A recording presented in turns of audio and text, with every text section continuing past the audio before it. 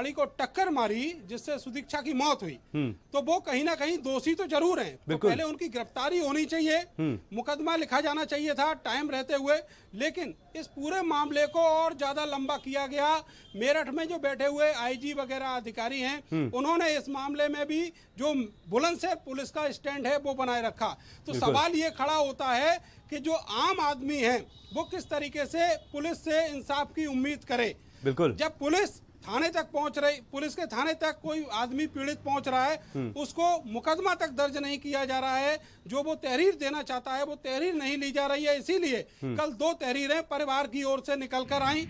इसके बावजूद भी जो मुकदमा है वो गैर इरादतन हत्या के मामले में दर्ज किया गया है और जो छेड़छाड़ की बात है उसको हिडन रखा गया है। बिल्कुल जाहिर है कि जो परिवार है वो पूरी तरीके से अभी भी पुलिस के प्रेशर में है और लगातार पुलिस उनके ऊपर ये प्रेशर बना रही है कि इस मामले को छेड़खानी की जो घटना एक्चुअल है उससे नहीं जोड़ा जाए, जिससे जो पुलिस की बदनामी है वो किसी तरीके बच सके। क्योंकि यहाँ पे जो एंटी रोमियो स्क्वाड है वो भी शहर में कहीं दिखाई नहीं देता है और ना ही पुलिस की जो पेट्रोलिंग होनी चाहिए आम दिनों में वो कहीं दिखाई देती है।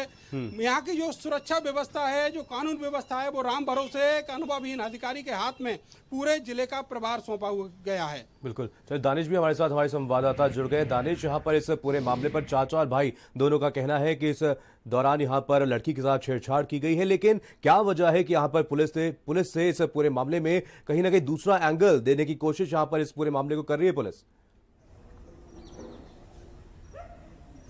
देखिए, बुलंदशहर पुलिस की आज ये पहली कोई करतूत नहीं है जो लोग जानते ना हो। बुलंदशहर पुलिस पर पहले भी कई ऐसे आरोप लग चुके हैं और कई ऐसी चीजें सामने आ चुकी हैं और बाद में चीजें तस्वीर साफ होती है तो सीधा सीधा बुलंदशहर पुलिस की गलतियां सामने आती हैं। यहां पर भी यही मामला है कि परिवार लगातार इस बात को कह रहा है कि हाँ, बच्चे के साथ छेड़खानी और कमेंट बाजी वहां पर हो रही थी। जो लोग बाइक चला रहे थे वो कमेंट कर रहे थे और उसी की वजह से जो है आगे जाकर बाइक स्टंटबाजी होने लगी और इस तरीके का हादसा पेश आया। परिवार ने लगातार जो है पुलिस से भी ये बात कही, लेकिन अपनी नाकामियों को छिपाने के लिए पुलिस ने अभी तक जो मुकदमा दर्ज किया है सिर्फ और सिर्फ गैर इरादतन हत्या और जो परिवहन एक्ट होता है, जो सड़क पे गाड़ियां चलती है, ट्रैफिक रूल्स होता है, उसके हिसाब से। बिल्कुल। चलिए, आपकी आवाज हम तक साफ नहीं पहुंच पा रही है दानिश, रुक करेंगे। नरेंद्र का हमारे साथ, हमारे संवाददाता जुड़े। नरेंद्र, इस पूरे मामले में एक सीसीटीवी फुटेज भी सामने आए, उसके आधार पर क्या कुछ कार्रवाई अभी तक पुलिस की तरफ से की गई?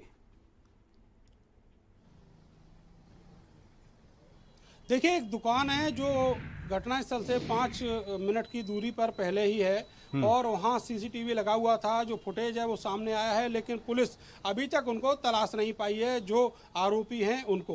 एक सवाल ये खड़ा होता है बुलंदशहर पुलिस की कार्यशैली पर कि जब पुलिस का मंशा ही इस घटना को दूसरा रूप देने का है और जो बड़े अधिकारी हैं वो सब इसमें संलिप्त हैं, तो ऐसे में जो एसआईटी बनाई गई है उसमें यहीं की एक सीओ जो महिला अधिकारी हैं उनको रखा गया है और इसके अलावा 2 इंस्पेक्टर भी रखे गए।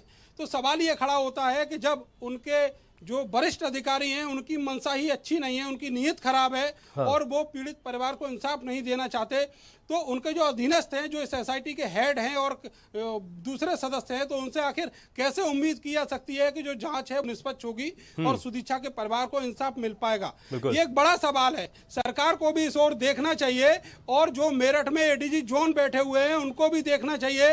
वो पिछले 24 घंटे से इस पूरे मामले में चुप्पी साधे हुए हैं। आईजी को पूरा मामला जो है वो हैंडल करने के लिए दे दिया गया, लेकिन सवाल यह है कि जब ऐसे मामले होते हैं तो बड़े अधिकारियों के निर्देश बेहद अहम होते हैं। जहां पर लापरवाहियां पाई जाती है उनके अधिकारियों के खिलाफ कार्रवाई होनी चाहिए, लेकिन बजाय कार्रवाई के एक एसआईटी बना दी गई और वो एसआईटी उन्हीं अधिकारियों के अधीन है जो जिनकी मंशा अच्छी नहीं है, जो परिवार को इंसाफ नहीं देना चाहते। तो समझा जा सकता है कि जो एसआईटी बनाई गई है, क्या परिवार को उससे सही इंसाफ मिल पाएगा?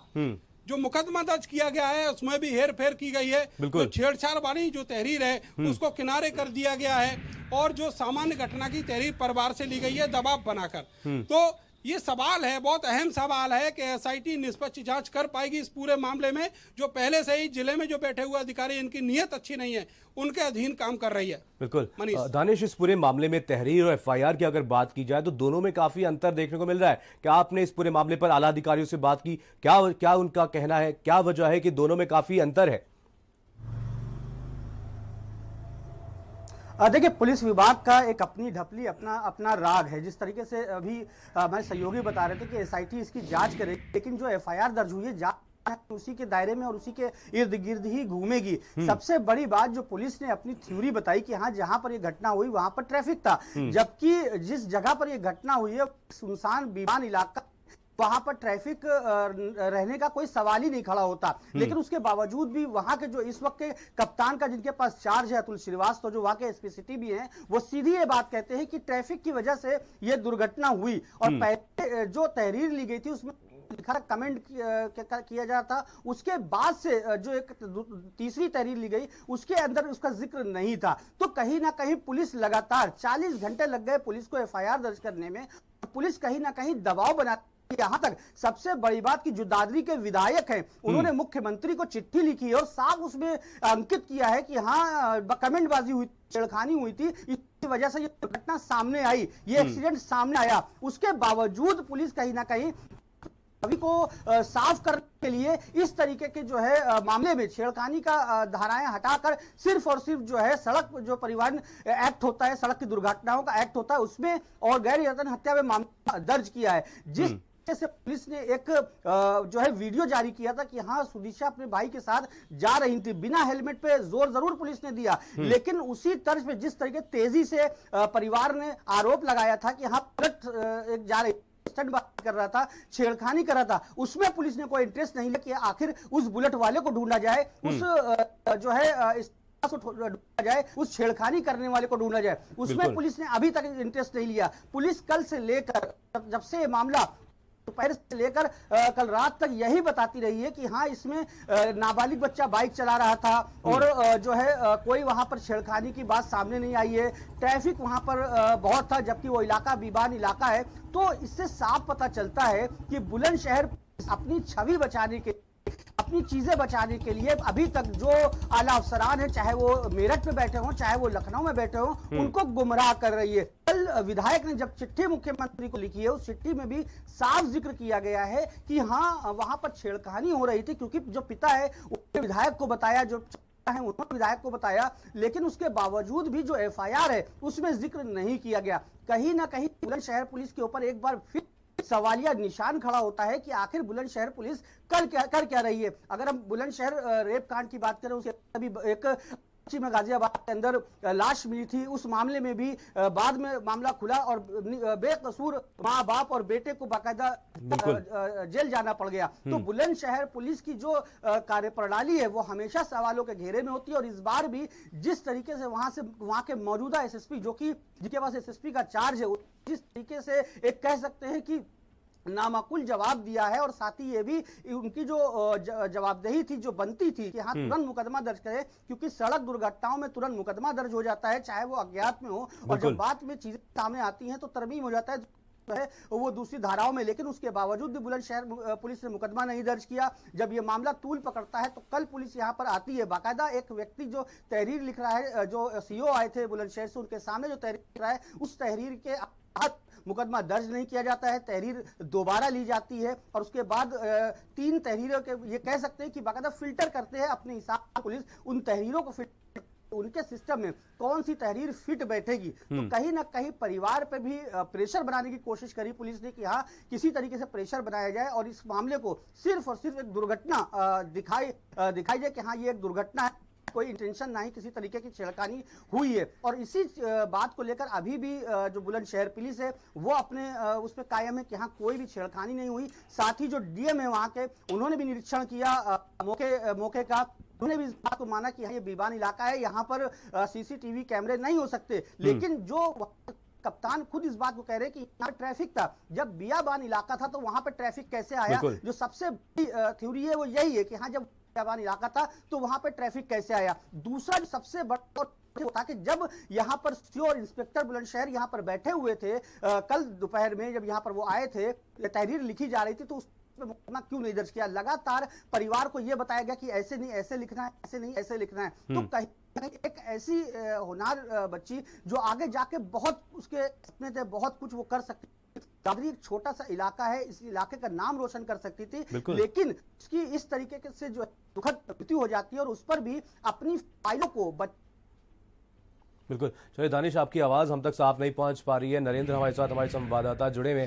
नरेंद्र, इस मामले के सामने आने के बाद एक बार फिर से कहीं ना कहीं पुलिस की कार्यप्रणाली पर बड़े सवाल खड़े होते हैं। ये कोई पहला मामला तो है नहीं, इससे पहले भी लगातार ऐसे महिलाओं के साथ छेड़खानी की जाती है, उन्हें परेशान किया जाता है। क्या वजह है कि इन मामलों से भी कोई सबक नहीं लेती है पुलिस?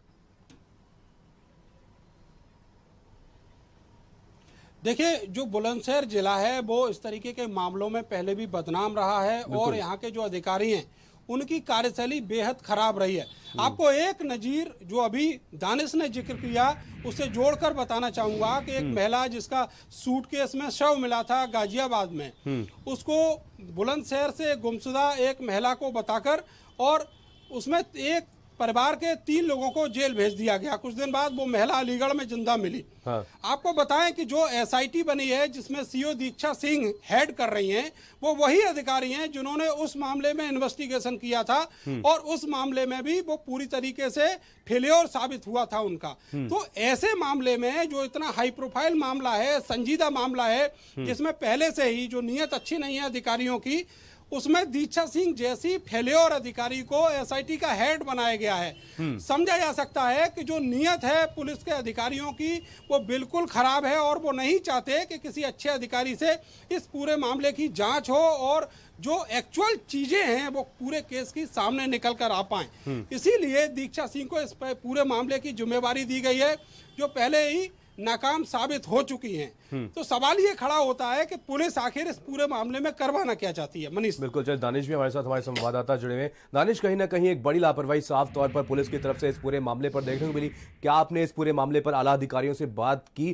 क्या वजह है कि 40 घंटे बाद इस पूरे मामले में एफआईआर दर्ज की गई?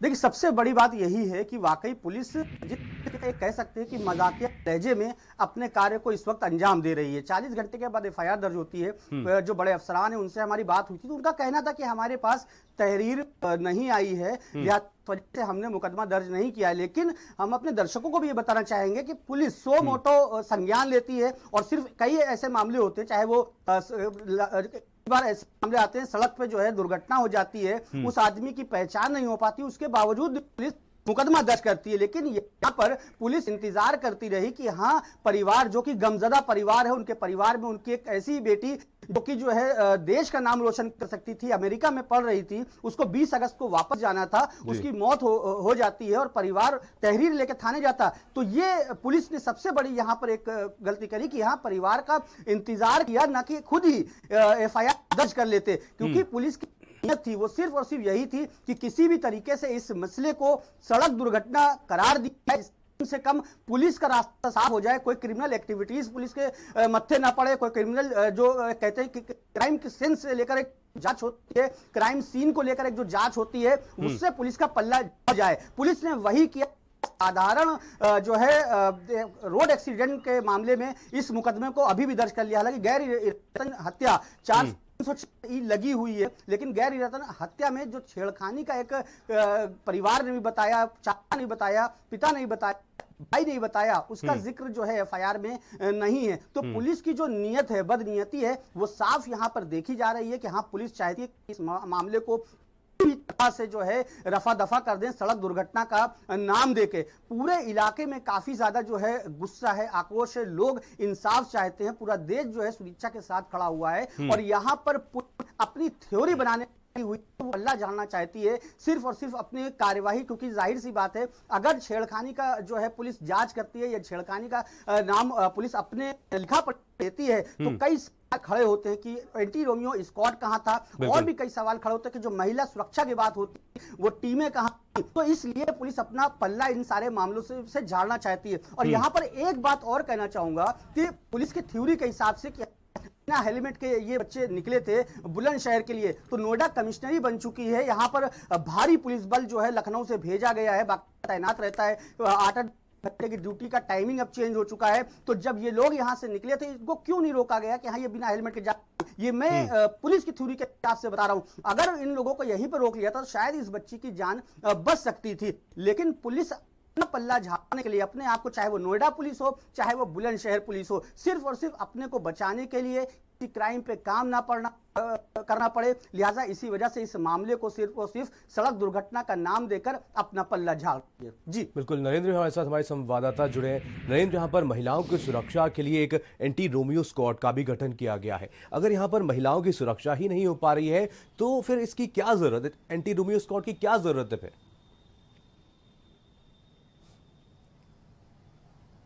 देखिए, ये आदेश आया था जब सरकार बनी थी नई उत्तर प्रदेश में कि जो एंटी रोमियो स्क्वाड है वो हर जिले में होगा, हर थाने पर होगा।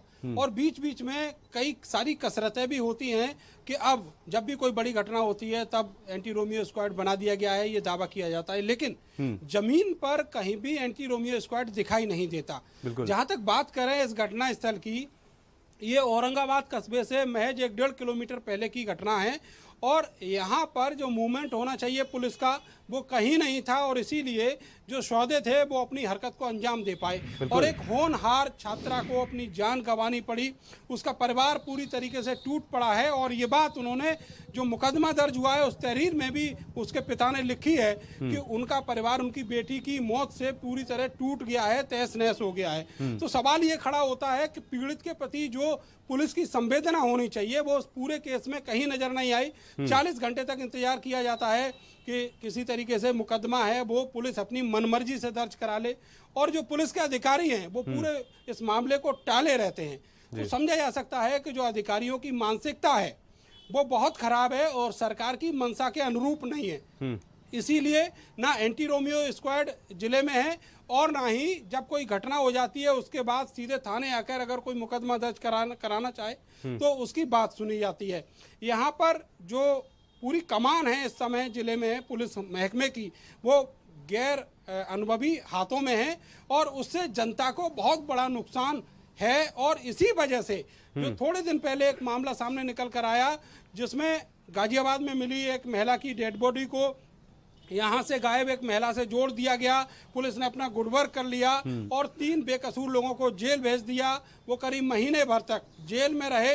बाद में पुलिस ने जो उस मामले में मुकदमा जिनसे दर्ज कराया था उनको भी जेल भेज दिया। तो समझा जा सकता है कि अधिकारी केवल ये चाहते हैं कि लोग चाहे बेकसूर हों चाहे गुनहगार हों बस जेल जाते रहें और उनका जो क्राइम डेटा है वो कंट्रोल रहे, अपराध जो है वो कागजों में कंट्रोल रहे और उनकी कुर्सी बरकरार रहे। सरकार को किसी भी तरह से गुमराह करना पड़े वो कर सकते हैं, बेकसूर को जेल भी भेज सकते हैं और ऐसी किसी भी हरकत करने से वो किसी समय भी चूकते नहीं है। और यही वजह है कि जो डेटा है क्राइम का महिलाओं के प्रति खास तौर से वो लगातार ऊपर जा रहा है और जमीनी पुलिसिंग जो है वो खत्म हो चुकी है। बिल्कुल, दानिश आपसे जानना चाहेंगे इस पूरे मामले में पुलिस की तरफ से अभी तक क्या कुछ कार्रवाई की गई है? क्या किसी बदमाश को हिरासत में लिया गया, उनसे पूछताछ की गई है?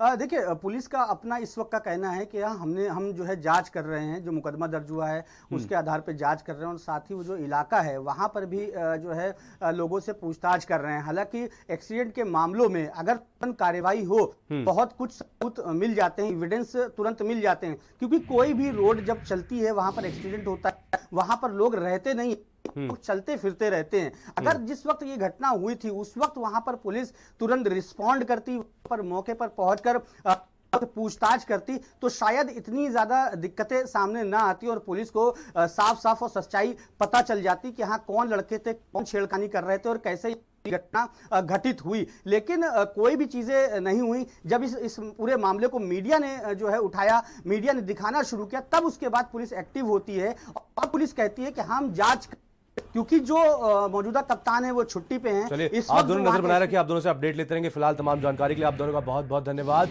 और इसी के साथ इस बुलेटिन में बस इतना ही। बाकी देश और दुनिया की तमाम खबरों के लिए देखते रहिए भारत समाचार। और मनचलों ने मेधावी छात्रा को मार डाला है, इस पर हमारी कवरेज लगातार जारी रहेगी। भारत समाचार इस पर मुहिम चलाता रहेगा, इसलिए बने रहिए, देखते रहिए भारत समाचार। नमस्कार।